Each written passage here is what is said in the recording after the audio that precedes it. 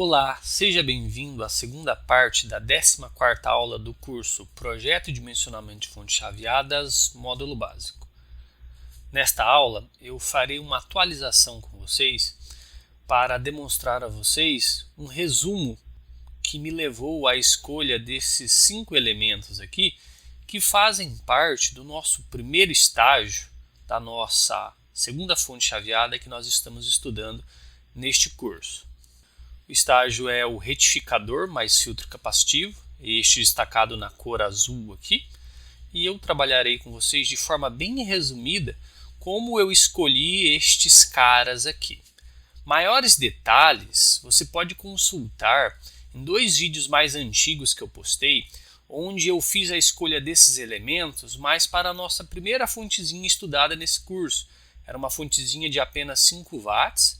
Então, portanto, os elementos que eu escolhi para esta aqui, que é de 120 watts, eles serão capazes de conduzir mais corrente. Mas o racional, o passo a passo que me levou a escolher os elementos deste retificador aqui, são os mesmos passos que eu utilizei para escolher esses elementos lá para a fontezinha de 5 watts. Então, eu pediria a você, se você tivesse interesse de olhar mais detalhes, que você assistisse o vídeo que estará na descrição deste vídeo. São 2 vídeos. Sem mais delongas, vamos então às escolhas. Iremos começar pelo fusível. Aqui na planilha do Mathcad eu tenho esta variável ifuse que corresponde à mesma corrente do termistor, que no nosso projeto vale 2,7 amperes. Então eu preciso escolher um fusível que tenha a capacidade de conduzir este valor de corrente. Lógico que você não vai comprar um fusível exatamente com este valor, até porque não existe. Então você coloca aí de 10 a 20% de margem de segurança, né, de tolerância, e o que nos leva a escolher aí um fusível da ordem de 3 amperes, 3,15 amperes. Obviamente, o fusível também tem que ser adequado para a tensão de projeto. Neste caso, a tensão máxima que nós teremos é aquele 233 volts RMS. Os fusíveis, comumente, eles são aí para uma tensão de até 250 volts. Eu estou aqui numa loja do AliExpress e nesta página você está vendo os fusíveis de ação rápida, que são interessantes e adequados para circuitos como semicondutores. Você pode aqui selecionar fusíveis de 3 ou 3,15 amperes, que seria adequado para a nossa aplicação. Esses são os fusíveis ideais, né? Fusíveis de ação rápida. Mas se você não consegue encontrar estes caras aqui, fusíveis de ação rápida, né, você pode aí utilizar esses fusíveis, né? Os fusíveis de vidro, bem comum de se encontrar em qualquer loja eletrônica aí, né, de componentes eletrônicos, seria também possível utilizá-lo deste formato, em vidro assim, né, ou você poderia utilizar também neste formato, esse formato redondo aqui, ó, ou retangular, que também existe, você poderia estar utilizando. Mas o ideal seria você utilizar um fusível de ação rápida, tal como este aqui. Beleza?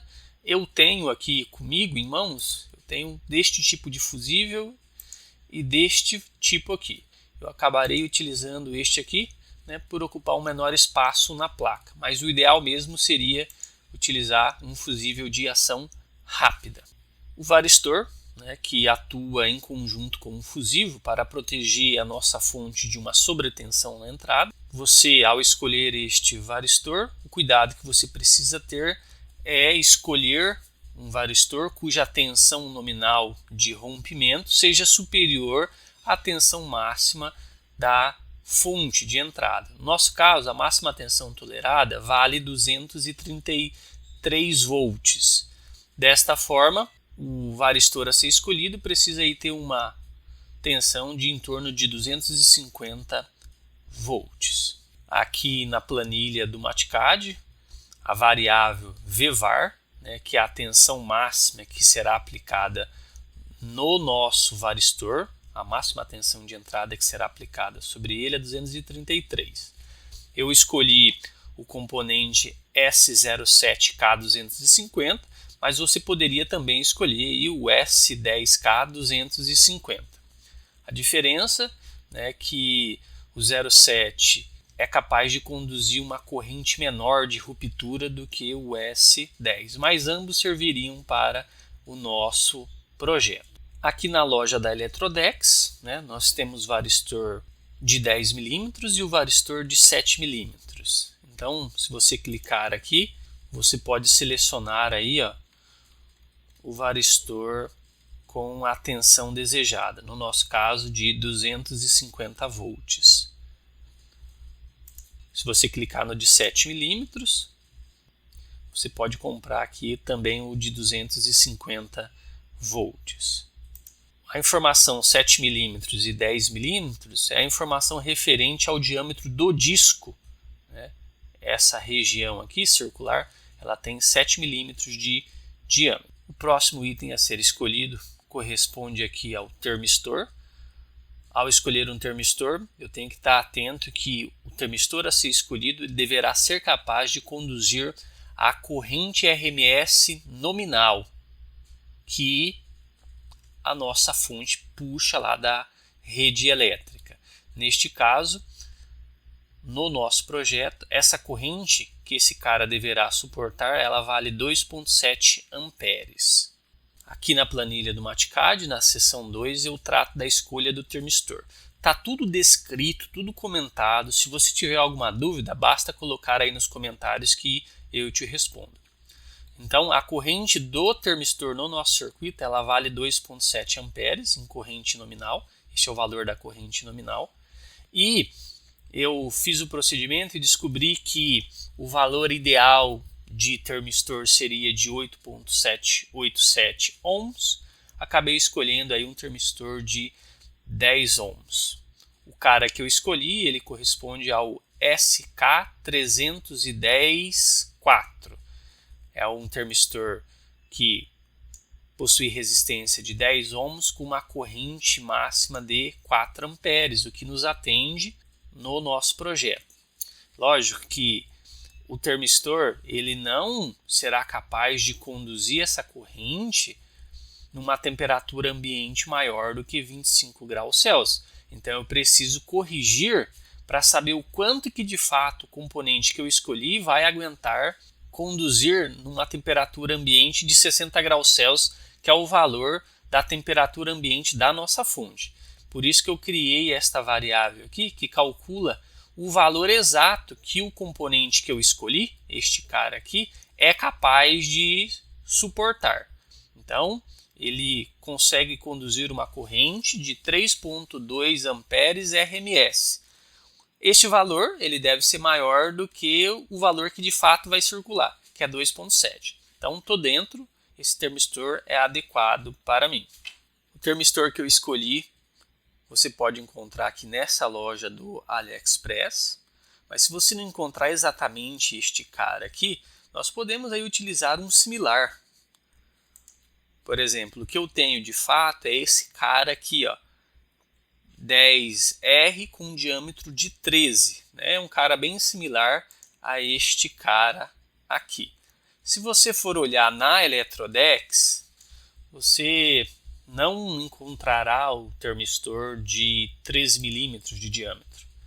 Você encontrará os maiores valores de 9 milímetros de diâmetro e de 11 milímetros de diâmetro. Então você pode associá-los em paralelo. Aí, infelizmente, nós não teremos o ideal, que seria 2 de 15 em paralelo. Você pode associar aí 2 de 10 em paralelo. Vai cair a resistência, mas tá tranquilo. Pode usar 2 de 10 em paralelo do termistor de 9 milímetros de diâmetro ou 2 em paralelo aí do termistor de 11 milímetros de diâmetro na resistência de 10 ohms também. Mas o que eu utilizarei no projeto será este cara aqui, que eu já tenho, eu comprei há algum tempo, faz algum tempinho que eu comprei este cara aqui. Eu então o utilizarei. O próximo carinha que eu escolhi corresponde à ponte retificadora. E quando você escolhe uma ponte retificadora, você precisa escolher ela sabendo que sobre os diodos, quando eles não tiverem condução, aparecerá uma tensão reversa sobre eles, equivalente à tensão do nosso filtro capacitivo. No nosso projeto, a tensão máxima será aqui de próximo a 330 volts. Então, eu preciso escolher uma ponte retificadora cuja tensão seja aí de no mínimo de 400 volts. Lógico que ela precisa também ser capaz de conduzir a corrente demandada pelo nosso sistema. Então, a ponte a ser escolhida precisa ser capaz de conduzir uma corrente média de 490 mA, uma corrente RMS de 1,91 amperes e uma corrente máxima instantânea de 9,78 amperes. Eu acabei selecionando esta ponte retificadora aqui no site da Eletrodex. Na verdade, eu já tinha ela, então eu quis reaproveitá-la neste projeto. O valor é R$ 3,95.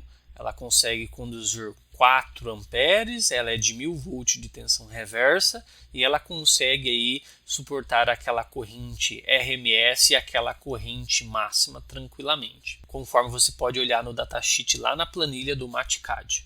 Você pode acessar o datasheet de todos os elementos. Quando eu escolho um elemento, eu sempre coloco aqui o link para o datasheet. Você vai ver que a corrente máxima que esta ponte escolhida suporta é de 150 amperes, que é muito maior do que a corrente máxima que vai fluir pelos diodos da nossa ponte. Então eu acabei escolhendo este carinha aqui, mas se você precisar comprar, você pode comprar esta outra aqui, ó, que consegue conduzir mais corrente e é mais barata. Ambas servem para a gente.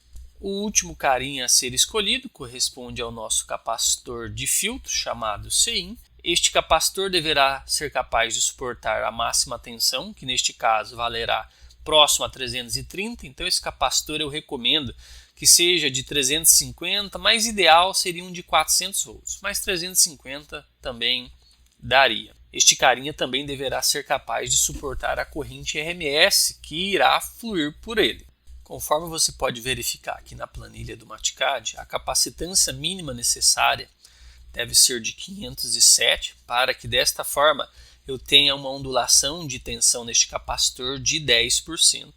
E a corrente que vai fluir por esse capacitor ela vale 2,9 amperes. Eu acabei selecionando um capacitor da Nichicon da série GU. Na verdade, você pode escolher entre um capacitor com um diâmetro menor, mas mais alto, 30 mm de diâmetro por 50 de altura, ou 35 de diâmetro por 40 de altura. Aqui nós temos o capacitor 35 por 40 e aqui nós temos o capacitor 35 por 50. São 2 unidades por R$ 44 ou 2 unidades por R$ 35. Esses capacitores são caros. Por que de serem caros? São capacitores de alta capacitância. A gente precisa de uma alta capacitância por uma alta tensão, que seria 350 ou 400. Acabei por encontrar este de 400 e infelizmente o preço é salgado mesmo, é caro mesmo. Alta capacitância com alta tensão fica caro, isso é inevitável, mas pode ser melhorado se nós utilizarmos ou construirmos uma fonte com um estágio chamado PFC, que é a correção ativa do fator de potência, que eu irei ensinar lá no nosso módulo 2, no módulo intermediário. Então, aguarde aí que você vai aprender a fazer uma fonte que demandará um capacitor bem menor e, portanto, muito mais barato. A gente vai gastar aí em torno de R$ 4,00 em capacitores, para você ter uma ideia. Mas isso aí só no módulo 2. Eu me refiro, né? Este aqui é o estágio de entrada da nossa fonte chaveada que nós estamos estudando aqui neste curso. E este capacitor precisa ser de alta capacitância e alta tensão. Mas eu posso substituir esse bloco em azul aqui por um bloco mais complexo, mas que resolve muitos problemas, que seria este bloco aqui, ó, que trata-se de um retificador PFC. Ele torna a nossa fonte muito mais eficiente. Uma fonte que não tem a PFC, ela tem rendimento costumeiramente, o rendimento global, menor que 50%. E quando a gente tem aqui o PFC, a nossa fonte fica com rendimento aí entre 0,8 e 0,9, 80% a 90%. Então, infelizmente, o capacitor para uma fonte chaveada que não tenha o retificador PFC vai ficar caro mesmo, cara. Infelizmente, fica caro. Você pode aproveitar aí de sucata também, né? Mas se você for comprar, os caras são bem caros mesmo. Então esta foi a atualização destes carinhos aqui, né, de forma bem rápida. Como eu já mencionei, se você quer mais detalhes de como escolher cada um deles, eu sugiro que você assista os 2 vídeos que eu mencionei. Se você tem alguma dúvida ou algum comentário, posta aí nos comentários que na medida do possível eu irei lhe responder. Abração, fique com Deus!